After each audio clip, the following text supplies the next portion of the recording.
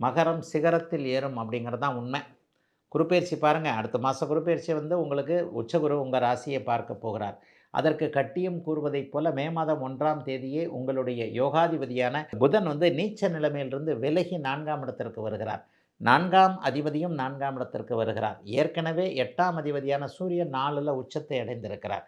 அடுத்தடுத்து நடக்கக்கூடிய பெயர்ச்சிகள் எல்லாம் மகர ராசிக்காரர்களுக்கு இப்போது சாதகமான ஒரு நன்மையான அமைப்பில் இருக்குது.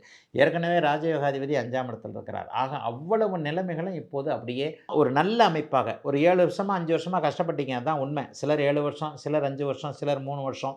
இப்போ மட்டும் என்னங்க வாழுது, இன்னும் கஷ்டப்பட்டுக்கிட்டு தான் இருக்கிறேன்னு சொல்கிறவங்களுக்கு ஒரு 3, 4 வருஷத்துக்கு முன்னாடி, 5 வருஷத்துக்கு முன்னாடி இருந்த கஷ்டம்லாம் இப்போது மகர ராசிக்காரர்கள் இல்லை என்பதை நெஞ்சை தொட்டு நீங்களே உணருவீங்க.